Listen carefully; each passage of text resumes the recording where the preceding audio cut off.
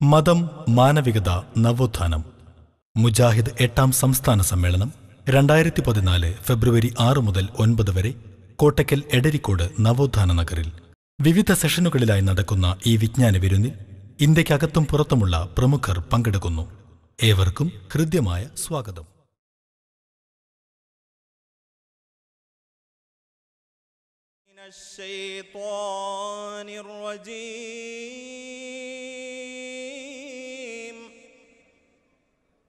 ബിസ്മില്ലാഹിർ റഹ്മാനിർ റഹീം.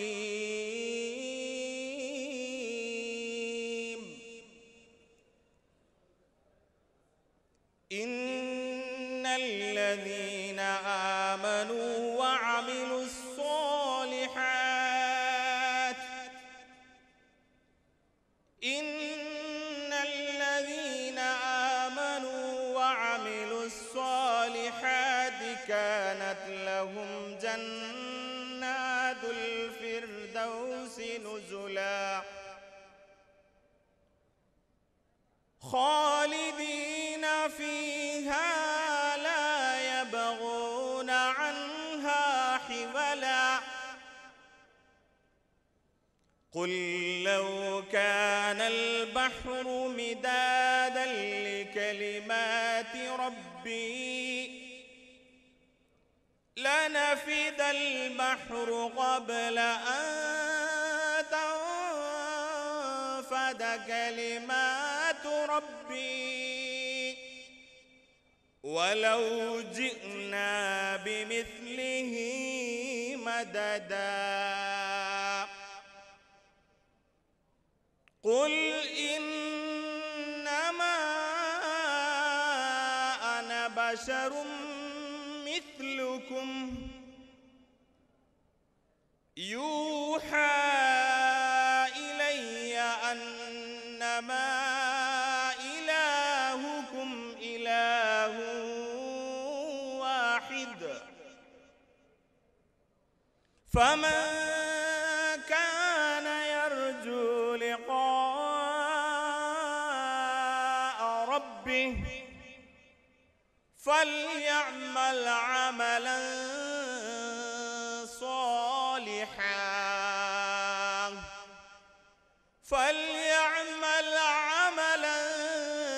صالحا ولا يشرك بعبادة ربه أحدا صدق الله العظيم. വിശുദ്ധ ഖുർആൻ 18ാം അധ്യായം സൂറ അൽ കഹ്ഫിലെ 107 മുതൽ 110 വരെയുള്ള വചനങ്ങൾ. തീർച്ചയായും വിശ്വസിക്കുകയും സൽക്കർമ്മങ്ങൾ പ്രവർത്തിക്കുകയും ചെയ്തവരാരോ അവർക്ക് സൽക്കാരം നൽകാനുള്ളതാകുന്നു സ്വർഗത്തോപ്പുകൾ. അവരതിൽ നിത്യവാസികളായിരിക്കും. അതിൽ നിന്ന് വിട്ടുമാറാൻ അവർ ആഗ്രഹിക്കുകയില്ല. നബിയെ പറയുക, സമുദ്രജലം എൻ്റെ രക്ഷിതാവിൻ്റെ വചനങ്ങൾ എഴുതാനുള്ള മഷിയായിരുന്നെങ്കിൽ എൻ്റെ രക്ഷിതാവിൻ്റെ വചനങ്ങൾ തീരുന്നതിന് മുമ്പായി സമുദ്രജലം തീർന്നു പോവുക തന്നെ ചെയ്യുമായിരുന്നു. അതിനു തുല്യമായ മറ്റൊരു സമുദ്രം കൂടി നാം സഹായത്തിന് കൊണ്ടുവന്നാലും ശരി. നബിയെ പറയുക, ഞാൻ നിങ്ങളെപ്പോലെയുള്ള ഒരു മനുഷ്യൻ മാത്രമാകുന്നു. നിങ്ങളുടെ ദൈവം ഏകദൈവം മാത്രമാണെന്ന് എനിക്ക് ബോധനം നൽകപ്പെടുന്നു. അതിനാൽ വല്ലവനും തൻ്റെ രക്ഷിതാവുമായി കണ്ടുമുട്ടണമെന്ന് ആഗ്രഹിക്കുന്നുവെങ്കിൽ അവൻ സൽക്കർമ്മം പ്രവർത്തിക്കുകയും തൻ്റെ രക്ഷിതാവിനുള്ള ആരാധനയിൽ യാതൊന്നിനെയും പങ്കുചേർക്കാതിരിക്കുകയും ചെയ്തുകൊള്ളട്ടെ. അസ്സലാമു അലൈക്കും വറഹ്മത്തുള്ളാഹി വബറകാതുഹു. ബിസ്മില്ലാഹിർ റഹ്മാനിർ റഹീം.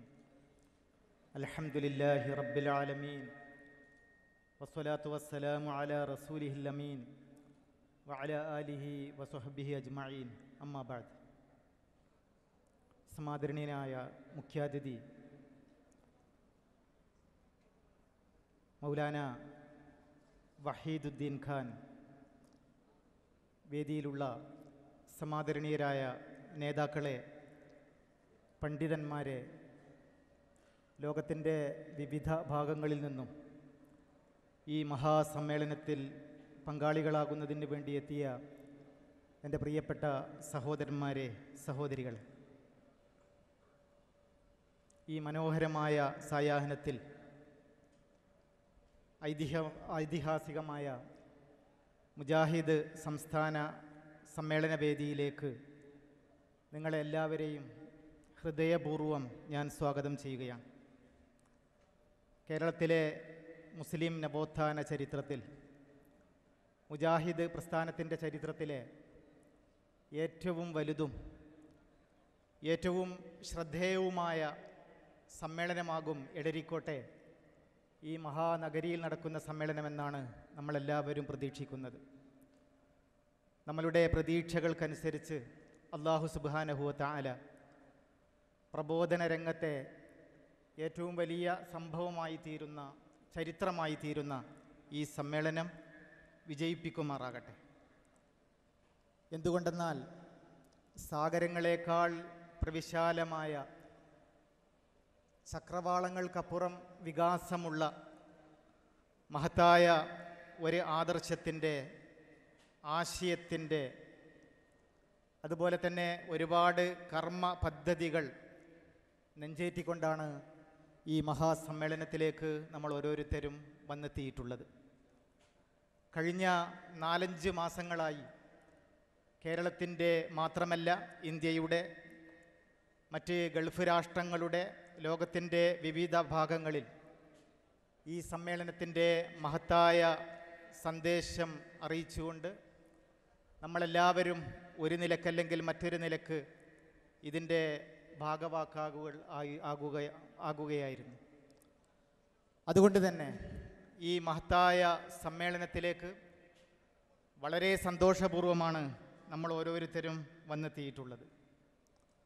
നാം എല്ലാം മനസ്സിലാക്കിയതുപോലെ തൗഹീദ് പ്രസ്ഥാനത്തിൻ്റെ ഒരു പ്രബോധക സംഘത്തിൻ്റെ എല്ലാ തരത്തിലുള്ള ധൈര്യത്തോടും അതിൻ്റെ കെട്ടുറപ്പോടും കൂടെയാണ് ഈ മഹാസമ്മേളനത്തിൻ്റെ വിവിധ ഘടകങ്ങൾ നമ്മൾ സംഘടിപ്പിച്ചിട്ടുള്ളത്.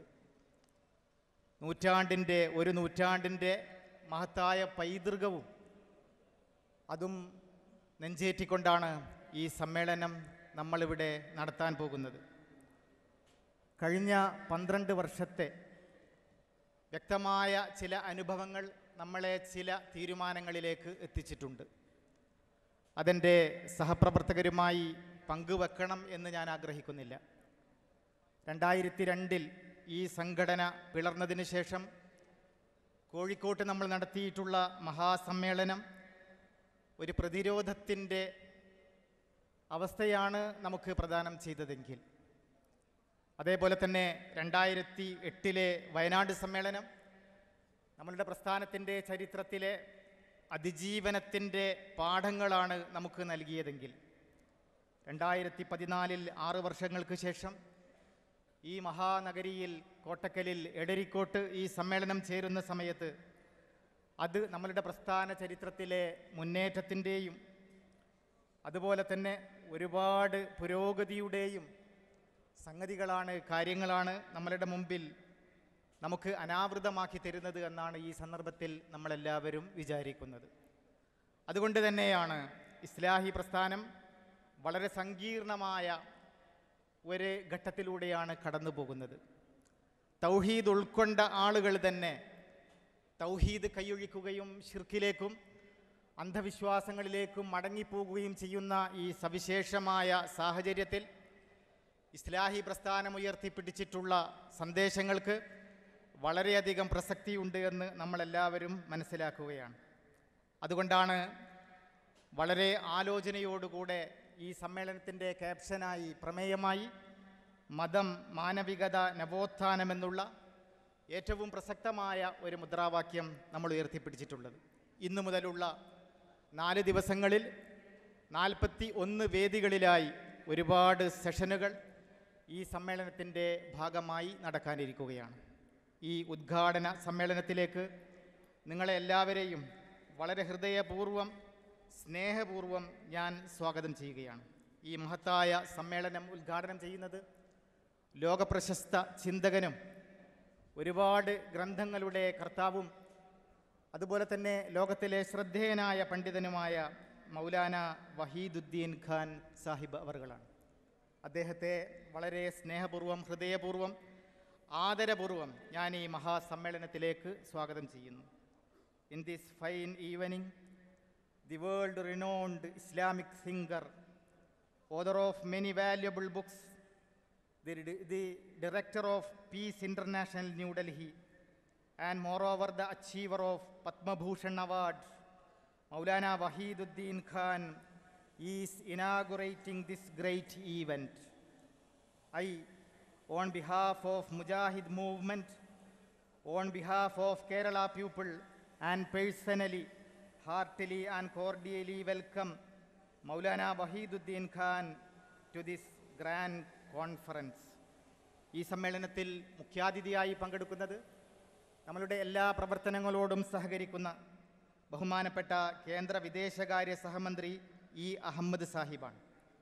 നമ്മുടെ ഈ ഉദ്ഘാടന സെഷനിൽ വളരെ ശ്രദ്ധേയമായ ചില പരിപാടികൾ നടക്കാനിരിക്കുകയാണ്. വിശുദ്ധ ഖുർആൻ തഫ്സീർ പ്രകാശനം ഡോക്ടർ സാലിം അഹമ്മദ് മലൈബാരിയാണ് ഇവിടെ നിർവഹിക്കുന്നത്.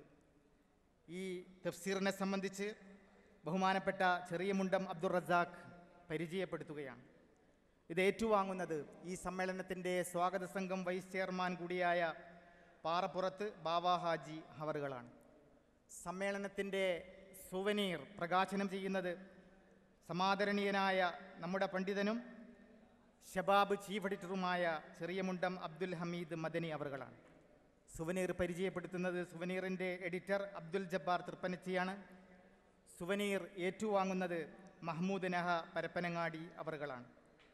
നമ്മളുടെ പുസ്തക പ്രകാശനം നിർവഹിക്കുന്നത് കോട്ടക്കലിലെ ഡോക്ടർ പി മാധവൻകുട്ടി വാരിയർ അവറുകളാണ്.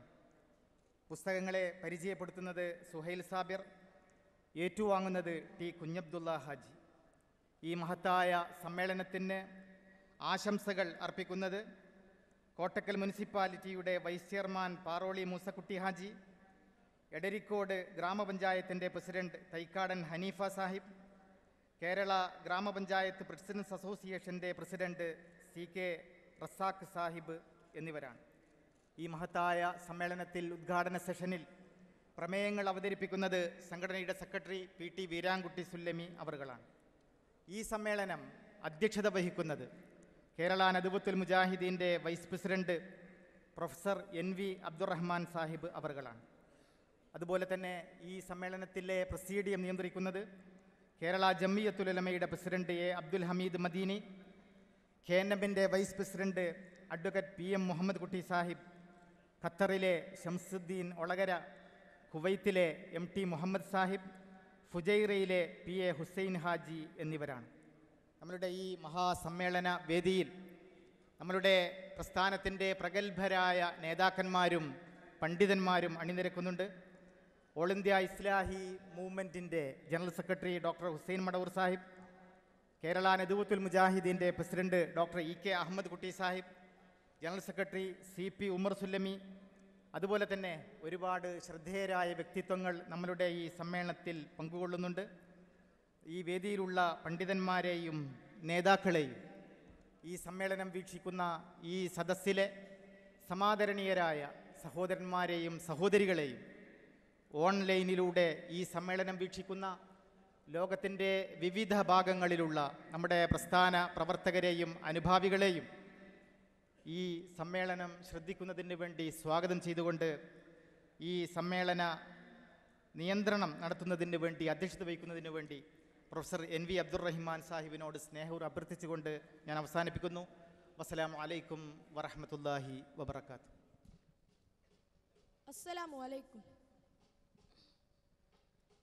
സ്വാഗതം സ്വാദരം സ്വാഗതം, സ്വാഗതം സവിനയം സ്വാഗതം, ഉന്നതം സമുന്നതമീ ദർശനം, ഉജ്ജ്വലം സമുജ്വലമീ സംഗമം. സ്വാഗതം സാദരം സ്വാഗതം, സ്വാഗതം സവിനയം സ്വാഗതം, ഉന്നതം സമുന്നതമീ ദർശനം, ഉജ്ജ്വലം സമുജ്വലമീ സംഗമം. ഉന്നതം സമുന്നതമീ ദർശനം ഉജ്ജ്വലം സമുജ്ജ്വലമീ സംഗമം. ഉന്നതം സമുന്നതമീ ദർശനം ഉജ്ജ്വലം സമുജ്വലമീ സംഗമം. നന്മ തീർത്ത വെണ്മയിൽ ചിരിച്ചു നിൽക്കുമായിരം പൊൻകതിർക്കുലകളായി വിരിഞ്ഞു വീശുമായിരം. നന്മ തീർത്ത വെണ്മയിൽ ചിരിച്ചു നിൽക്കുമായിരം പൊൻകതിർക്കുലകളായി വിരിഞ്ഞു വീശുമാരവം. ആശയപ്രഭാവത്തിൻ പ്രകാശമാർന്ന ജാലകം ആത്മഹർഷമാലവൻ പ്രവാഹമായി സാഗരം. ആശയപ്രഭാവത്തിൻ പ്രകാശമാർന്ന ജാലകം ആത്മഹർഷമാലവൻ പ്രവാഹമായി സാഗരം. ആത്മഹർഷമാലവൻ പ്രവാഹമായി സാഗരം.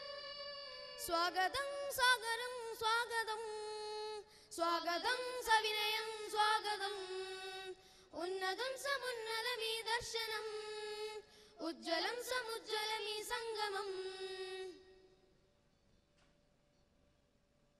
മാനവികതയ്ക്കു മമ മാനസം കൊടുത്ത മഹാമാതൃകയാണെന്നും ഈ തരംഗ താരകം. മാനവികതയ്ക്കു മമ മാനസം കൊടുത്ത മഹാമാതൃകയാണെന്നും ഈ തരംഗ താരകം.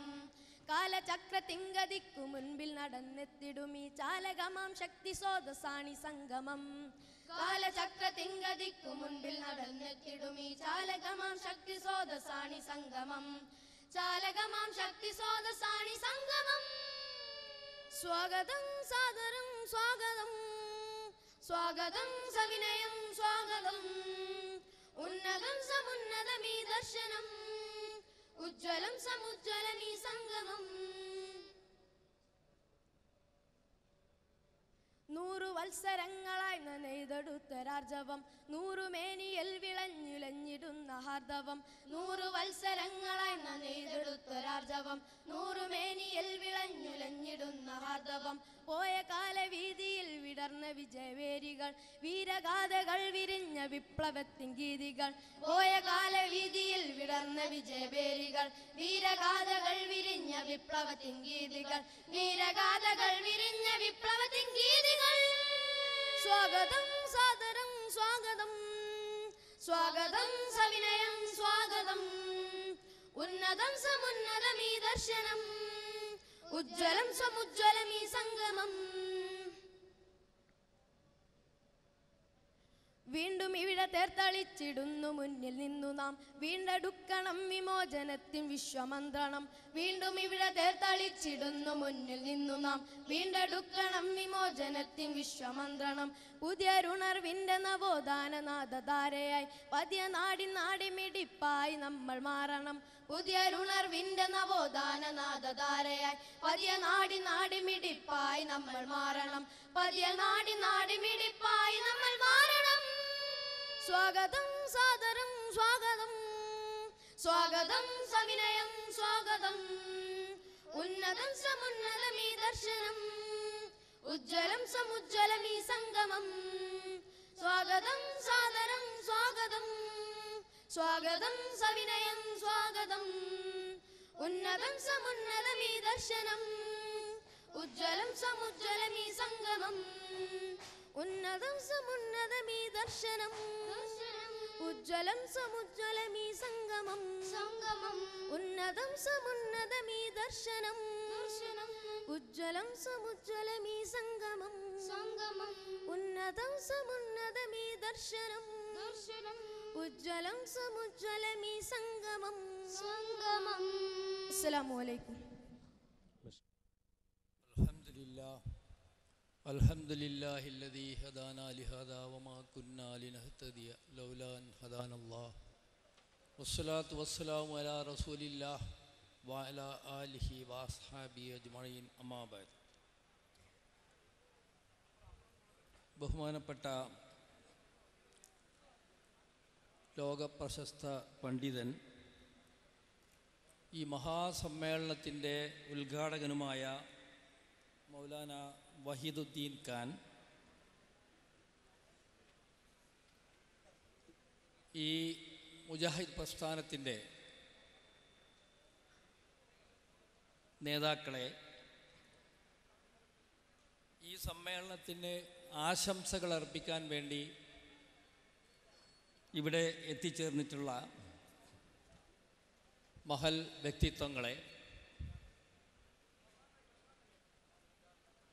അള്ളാഹുവിൻ്റെ അനുഗ്രഹത്താൽ ഈ 8ാം മുജാഹിദ് സംസ്ഥാന സമ്മേളനം ഏതാനും മിനിറ്റുകൾക്കകം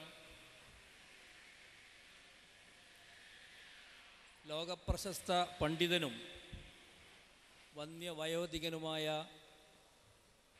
മൗലാന വഹീദുദ്ദീൻ ഖാൻ ഇവിടെ ഉദ്ഘാടനം ചെയ്യുകയാണ്. അള്ളാഹുവിൻ്റെ അനുഗ്രഹത്താൽ നമ്മുടെ ഒരു വർഷത്തെ അധ്വാനം ഇന്ന് ഇവിടെ നാം സഫലമാക്കുവാൻ പോവുകയാണ്. മുജാഹിദ് സംസ്ഥാന സമ്മേളനങ്ങളുടെ ചരിത്രം പരിശോധിച്ചാൽ ആദ്യത്തെ സമ്മേളനം കഴിഞ്ഞിട്ട്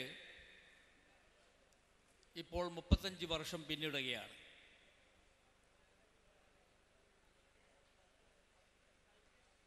മർഹൂം KP മുഹമ്മദ് മൗലവിയുടെയും മർഹൂം ഡോക്ടർ ഉസ്മാൻ സാഹിബിൻ്റെയും നേതൃത്വത്തിൽ സംഘടിപ്പിക്കപ്പെട്ട 1ാം മുജാഹിദ് സമ്മേളനം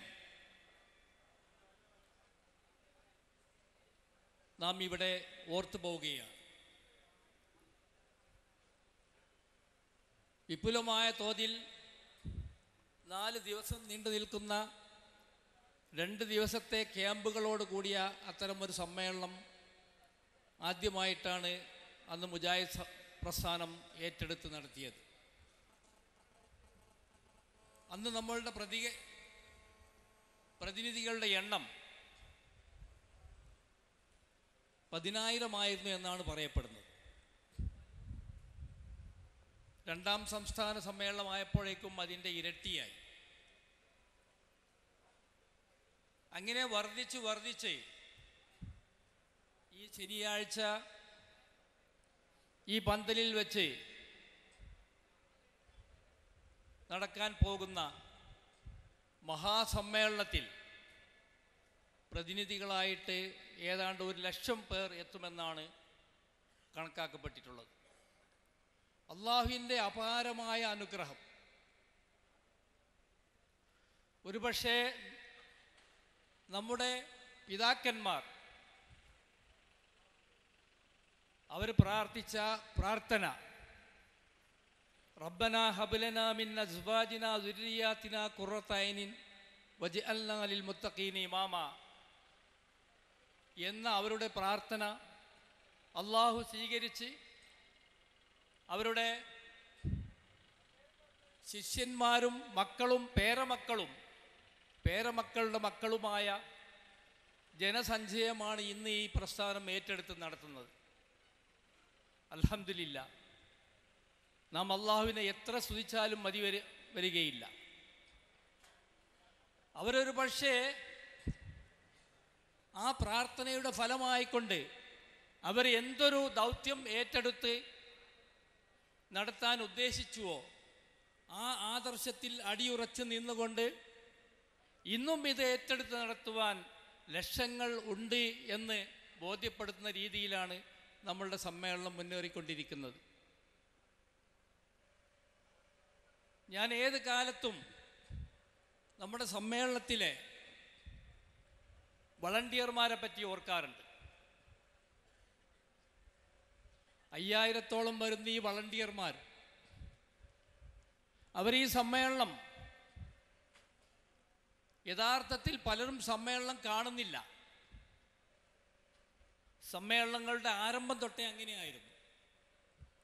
ട്രാഫിക്കിൽ ഡ്യൂട്ടി എടുക്കുന്ന ആൾക്കാരുണ്ട്, ഭക്ഷണം പാകം ചെയ്യുന്ന സ്ഥലങ്ങളിൽ ഡ്യൂട്ടി എടുക്കുന്ന ആൾക്കാർ, ഒരുപക്ഷെ റെയിൽവേ സ്റ്റേഷനുകളിൽ ഡ്യൂട്ടി എടുക്കുന്ന ആൾക്കാർ, അങ്ങനെയുള്ള അവരുടെ സ്ഥാനങ്ങളിൽ നിന്നും മാറാതെ നിരന്തരം പ്രവർത്തിക്കുന്ന ഈ വളണ്ടിയർമാരെ കാണുമ്പോൾ എനിക്ക് ഓർമ്മ വരുന്നത് സുപ്രസിദ്ധ ബ്രിട്ടീഷ് കവിയായ ഡൊറോത്തി ലെമാൻസിൻ്റെ കസബിയാങ്ക എന്ന ആ ക്യാരക്ടറിനെ സംബന്ധിച്ചാണ്. കസബിയാങ്ക ഒരു കവിതയിലെ കഥാപാത്രം മാത്രമല്ല. 1890-കളിൽ ബ്രിട്ടനും അതുപോലെ ഫ്രാൻസും തമ്മിലുള്ളൊരു യുദ്ധം. ആ യുദ്ധത്തിൽ ഫ്രഞ്ച് കപ്പലിൻ്റെ കപ്പിത്താനായിരുന്നു, അതിൻ്റെ കമാൻഡറായിരുന്നു ലൂയിസ് ഡി കസബിയാങ്ക. അദ്ദേഹത്തിൻ്റെ പുത്രൻ കസബിയാങ്കയെ അദ്ദേഹം ഒരു ഡ്യൂട്ടി നിശ്ചയിച്ചുകൊണ്ട് കപ്പലിൻ്റെ ഡെക്കിൽ ഒരു സ്ഥാനത്ത് നിർത്തുകയായിരുന്നു.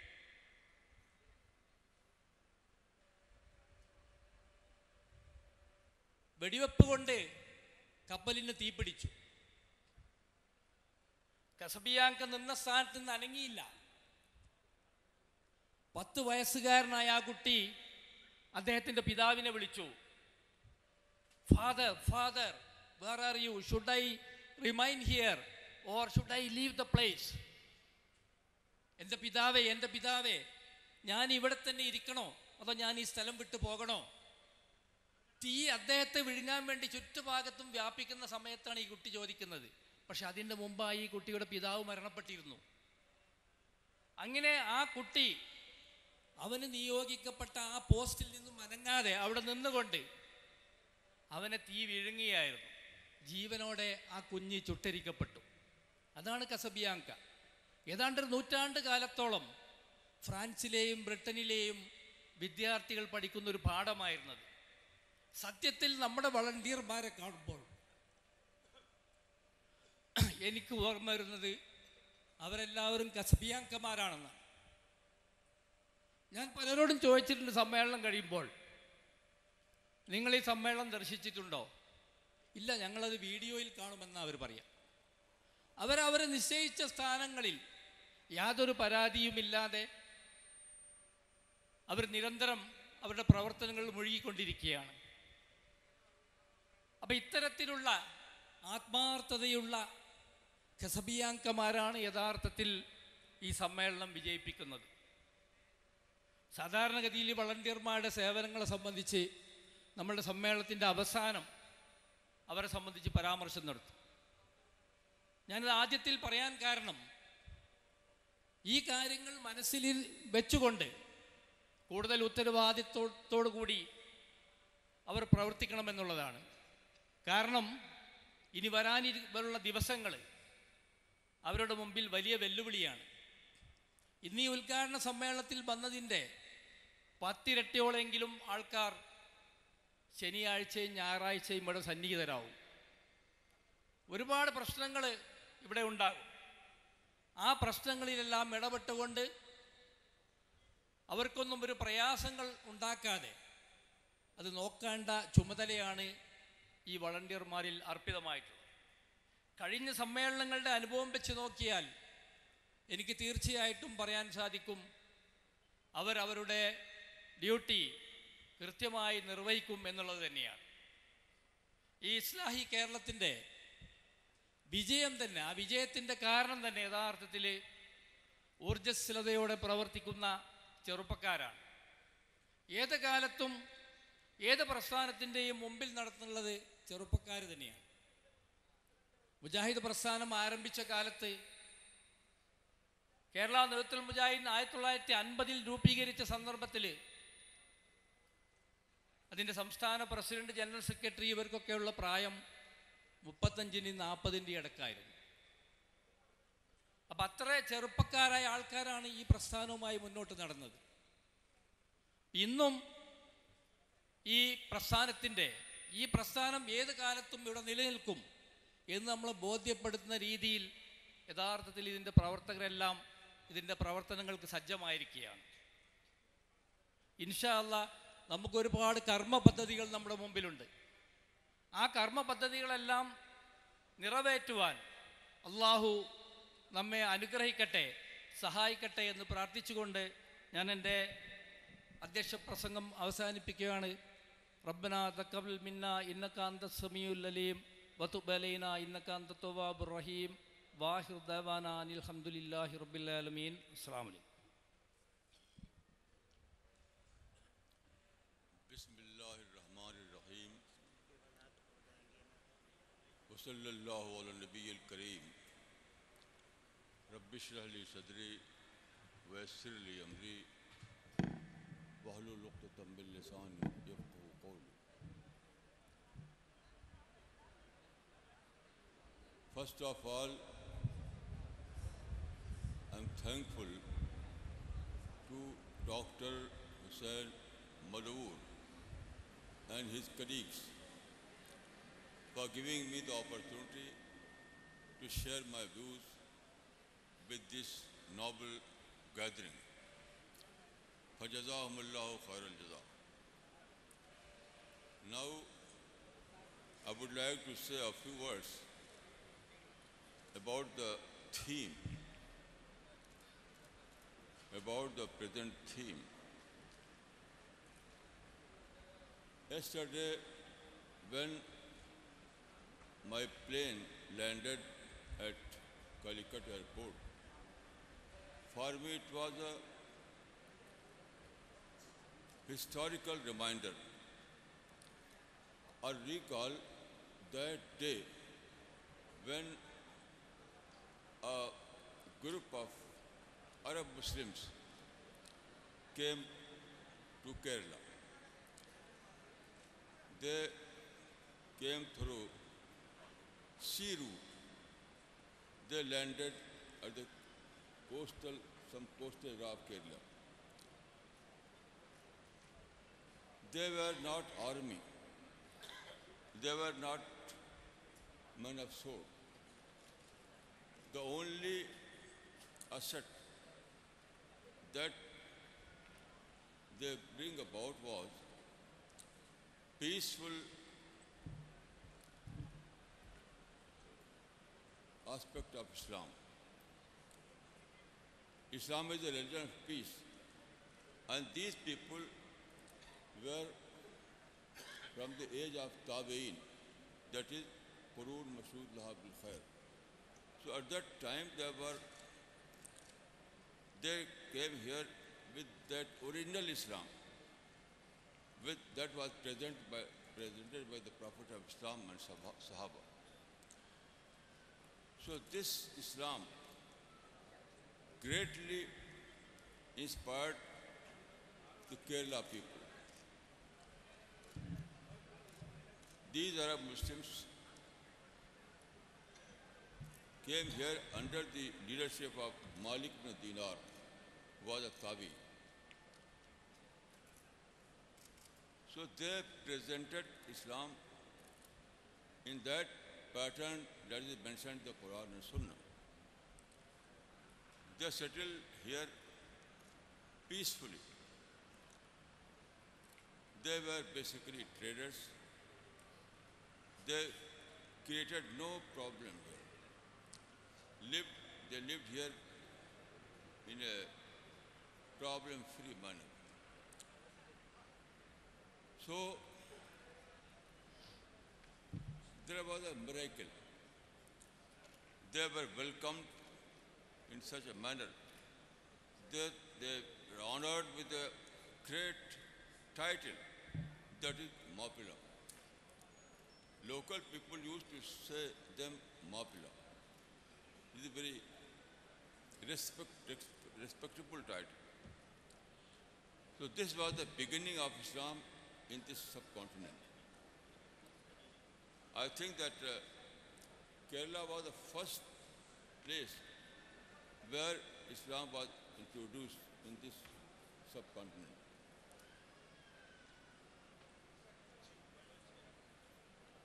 So Kerala has a very special place in Islamic history. Now, we know that at present, in 20th century or 21st century, the image of Islam is very different. Now people take Islam as a problem religion. Recently, I happened to meet a Western scholar. During conversation, he said that Western people believe that Islam is the religion of violence. Islamic teachings are based on intolerance. So Muslims are misfit in the present world. In this situation, I think that Kerala people has a great role to play. They have inherited that Islam that was during the Prophet of Islam and Sahaba. So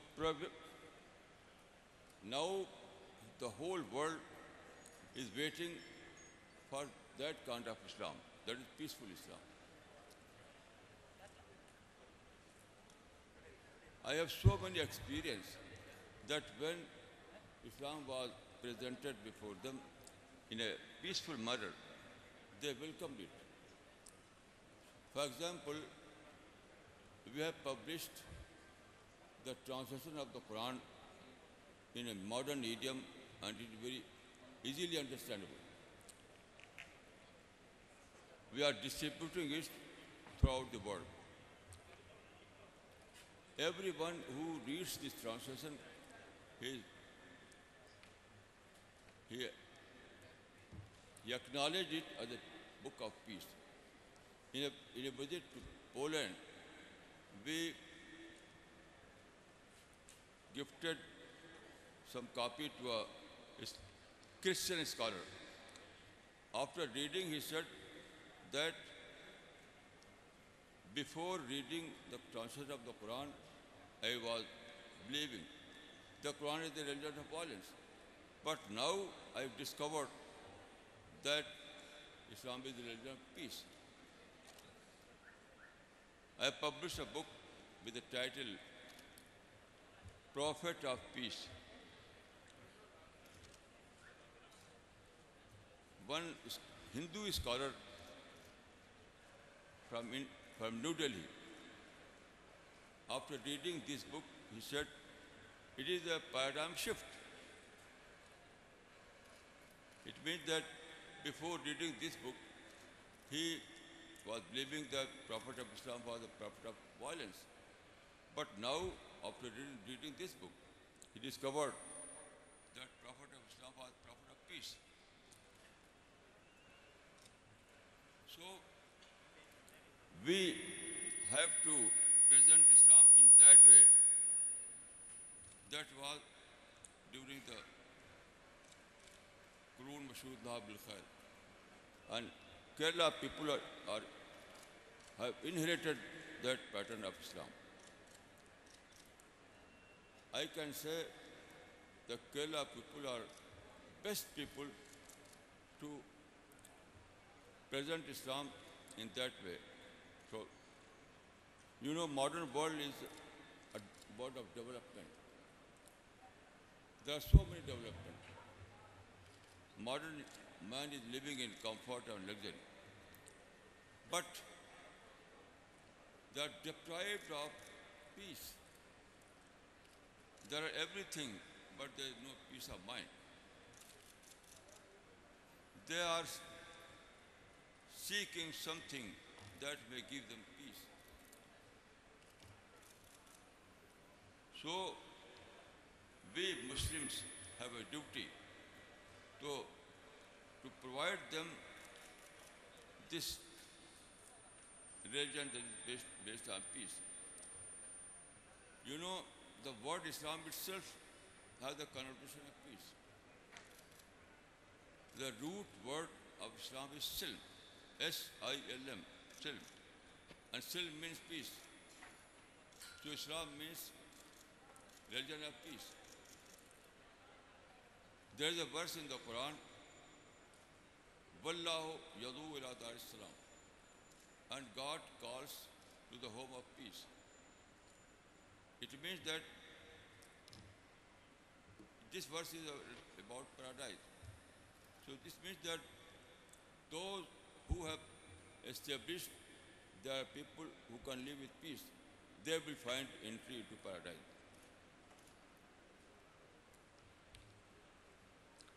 അസ്സലാമു അലൈക്കും. ഈ മഹത്തായ പരിപാടിയിൽ പങ്കെടുക്കാൻ സാധിച്ചതിലും ഇവിടെ എത്താൻ സാധിച്ചതിലും വളരെയധികം സന്തോഷമുണ്ട്. അള്ളാഹുവിന് സ്തുതി. ബഹുമാന്യനായ ഹുസൈൻ മടവൂർ എന്നെ ഇങ്ങോട്ട് ക്ഷണിച്ചതിലുള്ള സന്തോഷം രേഖപ്പെടുത്തുകയാണ്. ഇസ്ലാം മുഖ്യമായും സമാധാനമാണ് ഉദ്ഘോഷിക്കുന്നത്. ഇസ്ലാമിൻ്റെ പ്രവാചകൻ മുഹമ്മദ് നബി സല്ലല്ലാഹു അലൈഹി വസല്ലമ സമാധാനത്തിൻ്റെ പ്രവാചകനായിരുന്നു. പ്രവാചകൻ്റെ കാലം മുതലും താബികളുടെ കാലത്തും നാം കാണുന്നത് സമാധാനത്തിൻ്റെ പ്രഘോഷമായിരുന്നു. കേരളത്തിലേക്ക് ഇസ്ലാമിൻ്റെ പ്രചാരകരായി മാലിക് ബിൻ ദീനാറും സംഘവും വന്നപ്പോഴും ഇവിടെയും അവർ ഉദ്ഘോഷിച്ചതും അവർ പ്രയോഗവൽക്കരിച്ചതും ആ സമാധാനം തന്നെയായിരുന്നു. പാശ്ചാത്യർ എന്നാൽ ഇസ്ലാമിനെ നേരെ മറിച്ച് മനസ്സിലാക്കുന്നത് വളരെയധികം വേദനാജനകമാണ്. സമാധാനകരമായ ഒരു ലോകത്തിന് വേണ്ടിയിട്ടാണ്, ഒരു ഇസ്ലാമിന് വേണ്ടിയിട്ടാണ് ഈ ലോകം കാത്തിരിക്കുന്നത്. ഈ അവസരത്തിൽ അത്തരത്തിൽ ഇസ്ലാമിനെ പരിചയപ്പെടുത്തുവാൻ നാം ബാധ്യസ്ഥരാണ്. പ്രവാചകൻ മുഹമ്മദ് നബി സല്ലല്ലാഹു അലൈഹി വസല്ലമ അദ്ദേഹം സമാധാനത്തിൻ്റെ പ്രവാചകനായിരുന്നു. ആ സമാധാനത്തെ തന്നെയാണ് നമ്മൾ ഈ ലോകത്തിന് മുമ്പിൽ പരിചയപ്പെടുത്തേണ്ടത്. ഇസ്ലാം എന്ന വാക്കിൽ സിൽമ് അടങ്ങുന്നു. സമാധാനമാണ് അതുകൊണ്ട് വിവക്ഷിക്കുന്നത്. ഇസ്ലാമിൻ്റെ സമാധാനത്തിലേക്ക് നാം എല്ലാവരെയും ക്ഷണിക്കുവാൻ ബാധ്യസ്ഥരാണ്.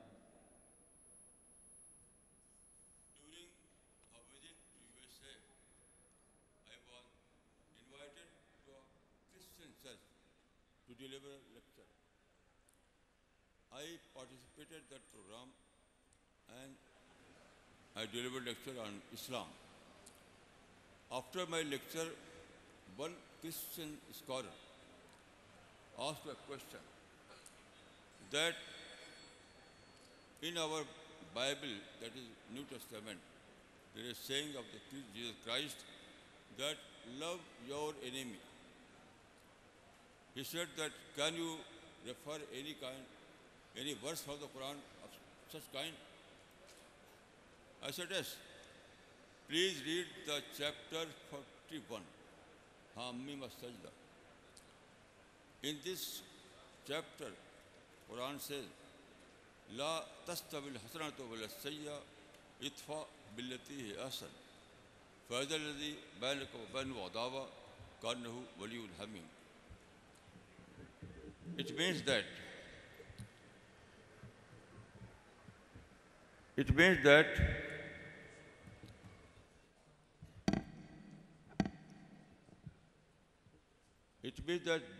there is no enemy in this world.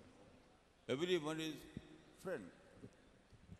Some are potential friend and some are actual friend. So, by your good deed, turn this potential into actual, and you will find that everyone was your friend. There was no enemy. This is the revolutionary teaching of Islam. Now, why Islam emphasizes so much on peace? There is a verse in the Quran, As-sulhu khair.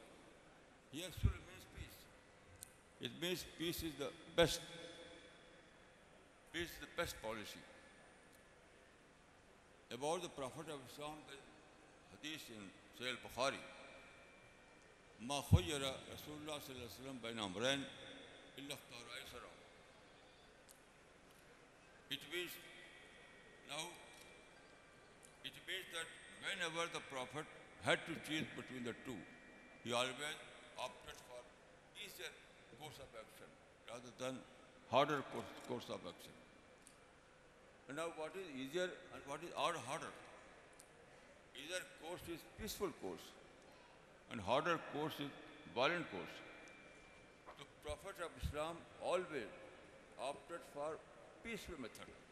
He never opted for violent method. For example, Prophet of Islam started his mission in 610 AD. At that time, there were mushrik, they have occupied Mecca. So they became hostile. They wanted to kill the Prophet. Then there was two options for Prophet. Either to accept the challenge and go to war. And the second, to opt a peaceful method. He opted for migration. Instead of going to war, he opted for migration. That is hijrah. So hijrah was easier option, peaceful option. This was the Prophet's method. So why peace is so much? Why peace has so much importance in Islam? Because where there is peace, there are opportunities. Opportunities for what? All kind of healthy exercises can be done in the peaceful atmosphere. For example, education, dawah work, commercial activities, and all those activities that are called healthy activities can be performed where there is peace. Without peace, you cannot do anything. I think that there are two great principles in Islam, At-Tawheed and As-Salam.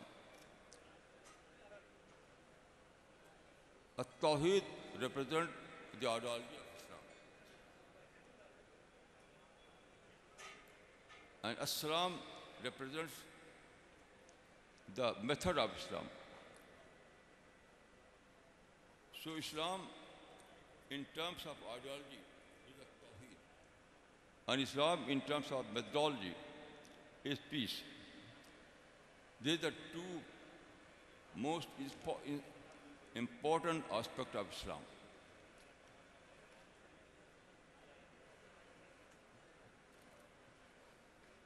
I know that there are some wrong perception about Islam, but all these misunderstandings are result of media. I don't blame media. Media is not a religious mission. Media is not an ethical mission. Media is a business. The purpose of media is to sell news. They know that in the market, those news are more sellable that contain sensational aspect.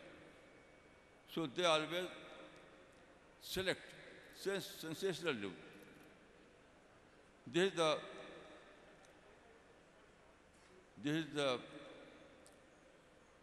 is in the best interest of media. So I don't blame media. What they do is not due to bad intention. They do it because the nature of their business. So instead of blaming media, we have to correct ourselves. We have to correct the image of Islam. We have to correct our behavior. We have to present Islam in a peaceful manner. I think that the Prophet's formula was based on 2 points. That is, ignore the problem, avail the opportunity. For example, at that time, when Prophet of Islam started the mission, Kaaba was placed with some 100 idols. It was very horrible sight. It was a horrible sight for Prophet. But he ignored. Why? Because due to these idols, every day there was gathering, there was assembly. People every day visit Kaaba to worship their idols. So Prophet of Islam used use this as an opportunity for dawah. He used to visit Kaaba and stand before that gathering and present Islam. فقرأ عليهم القرآن. But he used to recite Quran. فطلع عليهم القرآن وعرض عليهم الإسلام. So this is the formula of ignore the problem and avail the opportunities. We have to adopt this sunnah. This sunnah. If we adopt this sunnah, then I believe that media will not find any sensational news from our life. If you adopt this formula, that is, ignore the problem and avail the opportunities. So if we adopt this formula, media will never find any sensational item from our life. സമാധാനം തന്നെയാണ് നിശ്ചയമായും ഇസ്ലാം മുന്നോട്ട് വെക്കുന്ന മുഖ്യമായ സന്ദേശം. സമാധാനം എന്തുകൊണ്ടും വളരെ സുപ്രധാനമാണ്. സമൂഹത്തിലെ എല്ലാവരും സമാധാനകരമായ ഒരു അന്തരീക്ഷത്തിൽ സഹവസിക്കുന്ന ഒരന്തരീക്ഷമാണ് നാം സംജാതമാക്കേണ്ടത്. ഇസ്ലാം മുന്നോട്ട് വെക്കുന്ന മുഖ്യമായ രണ്ട് സന്ദേശങ്ങൾ, ഒന്ന് തൗഹീദും രണ്ട് സമാധാനവും തന്നെയാണ്. ഇസ്ലാമിനെ സംബന്ധിച്ച് ഒട്ടനവധി തെറ്റുധാരണകൾ ഈ സമൂഹത്തിലുണ്ട്. അവ മാറ്റുക, ഇസ്ലാമിൻ്റെ സമാധാനമായ വശം സമൂഹത്തിൽ പ്രചരിപ്പിക്കുക എന്നുള്ളത് നമ്മുടെ വളരെ പ്രാഥമികമായ ഒരു ബാധ്യതയാണ്. ഇസ്ലാം ശരിയായ രീതിയിൽ തന്നെ പ്രചരിപ്പിക്കപ്പെടുവാൻ നമ്മുടെ ഭാഗത്തുനിന്ന് എല്ലാ തരത്തിലുള്ള ശ്രമങ്ങളും ഉണ്ടാവേണ്ടതുണ്ട്.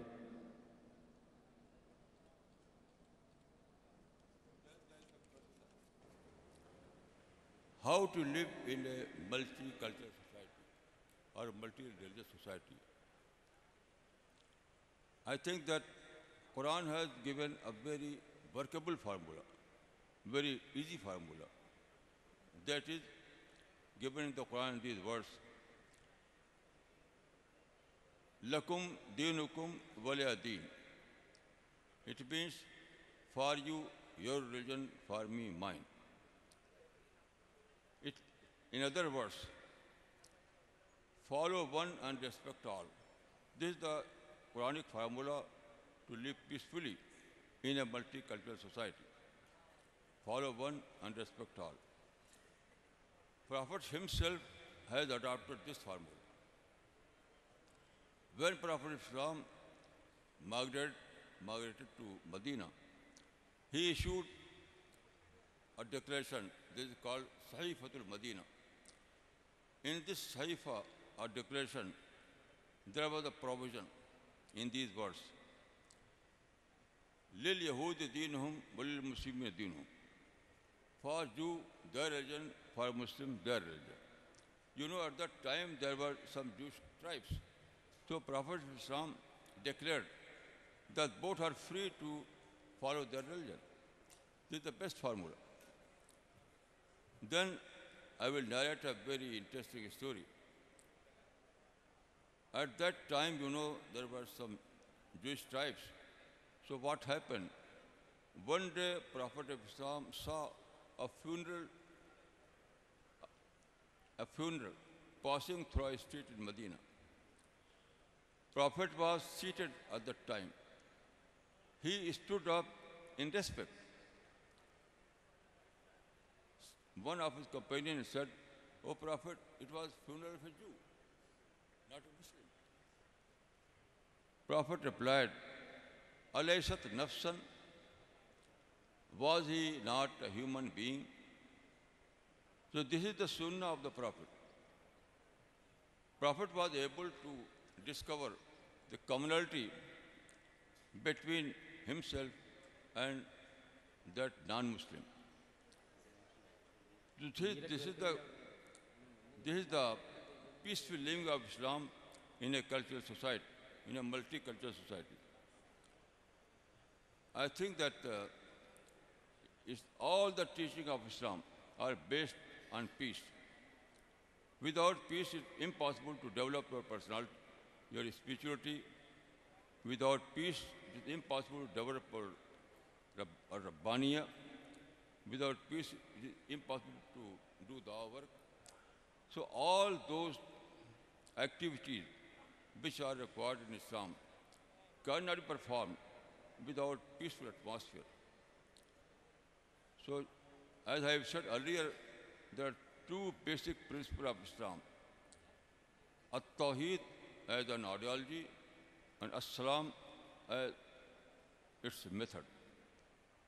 So I will say that you have to adopt these two principles.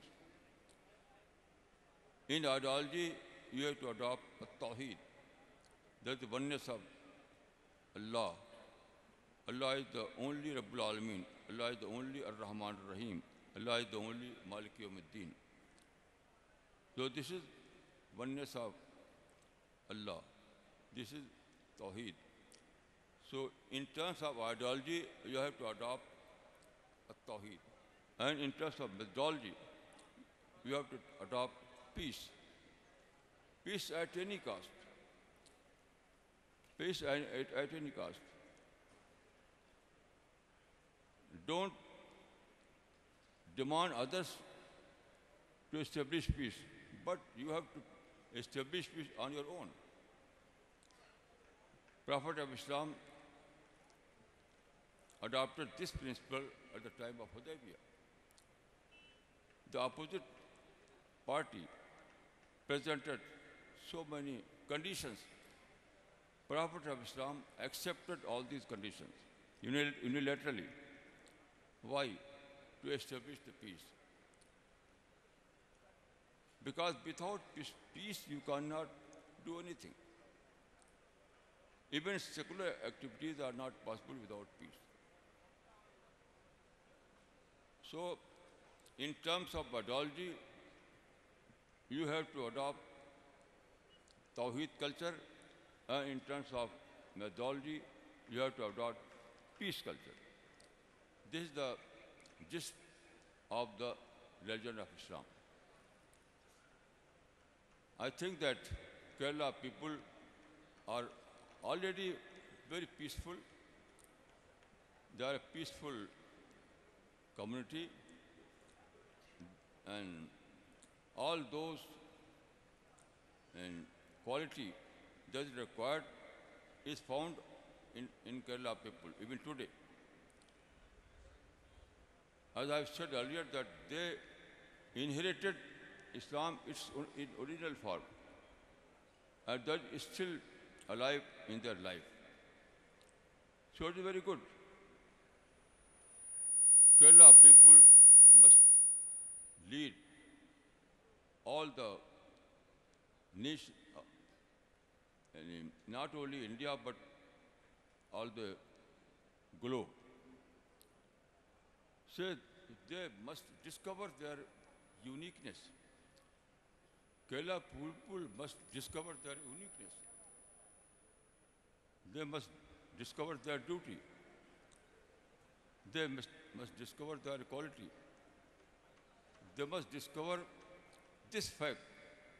They are already prepared people to do dawah work peacefully. It is very important.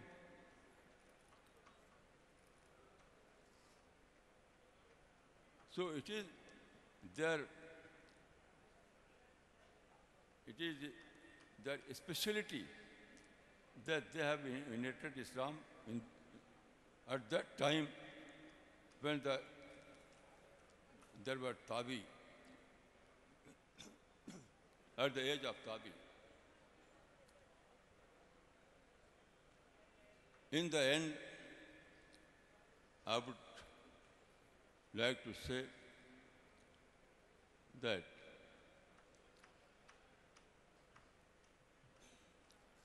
Kerala people must discover themselves.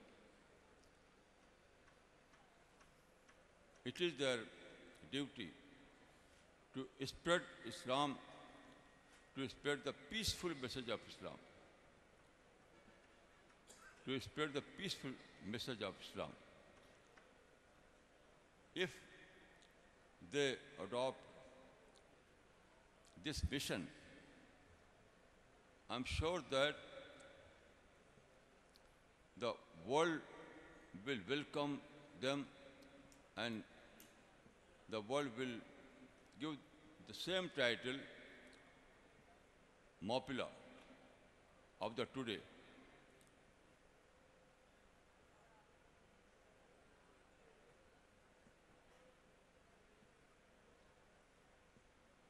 Once again,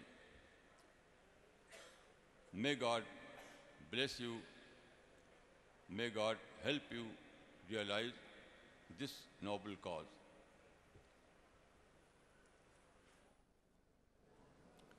മറ്റുള്ളവരുടെ വിശ്വാസത്തെ മാനിക്കുക എന്നുള്ളത് ഇസ്ലാമിൽ വളരെ പ്രധാനപ്പെട്ട ഒരു വസ്തുതയാണ്.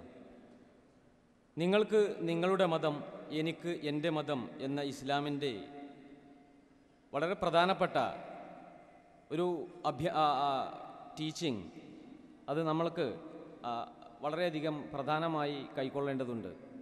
സമാധാനമില്ലാതെ നമുക്ക് മുന്നോട്ട് പോകുവാനോ അഭിവൃദ്ധിപ്പെടുവാനോ സാധ്യമല്ല. തൗഹീദിൽ അടിയുറച്ച വിശ്വാസവുമായി മുന്നോട്ട് പോവുക, സമാധാനം മുറുകെ പിടിക്കുക, ഇതായിരിക്കണം നാം ഇന്ത്യയിൽ അനുവർത്തിക്കേണ്ടതായ സംഗതി. കേരളം ഇപ്പോൾ തന്നെ സമാധാനകരമായ ഒരു അന്തരീക്ഷത്തിലൂടെയാണ് മുന്നോട്ട് പോകുന്നത് എന്നുള്ളത് വളരെയധികം സന്തോഷകരമായ സംഗതിയാണ്. കേരളീയ മുസ്ലിങ്ങൾ ഇസ്ലാമിനെ തനതായ രൂപത്തിൽ മനസ്സിലാക്കാൻ ശ്രമിക്കുന്നു എന്നുള്ളതും സന്തോഷം നൽകുന്ന കാര്യമാണ്. ഇസ്ലാം അതിൻ്റെ തനതായ രൂപത്തിൽ സ്വീകരിക്കുവാനാണ് നാം എല്ലാവരും ശ്രമിക്കേണ്ടത്. ഇസ്ലാമിൻ്റെ യഥാർത്ഥ വശങ്ങൾ കണ്ടെത്തുവാനും അത് വേണ്ടുന്ന രൂപത്തിൽ പരിചയപ്പെടുത്തുവാനുമാണ് നാം ശ്രമിക്കേണ്ടത്. ഇസ്ലാമിൻ്റെ സമാധാന ദൗത്യം നാം ഉൾക്കൊള്ളുകയും അത് ലോകത്തിന് പ്രചരിപ്പിക്കുകയും ചെയ്യുക. അപ്പോൾ ലോകം നമ്മെ ഉൾക്കൊള്ളുവാനും നമ്മെ തിരിച്ചറിയുവാനും തയ്യാറാകും. നിങ്ങൾക്കെല്ലാവർക്കും സമാധാനമുണ്ടാകട്ടെ എന്ന് പ്രാർത്ഥിച്ചുകൊണ്ട് ഞാൻ എൻ്റെ വാക്കുകൾ ഉപസംഹരിക്കുന്നു. അസ്സലാമു അലൈക്കും.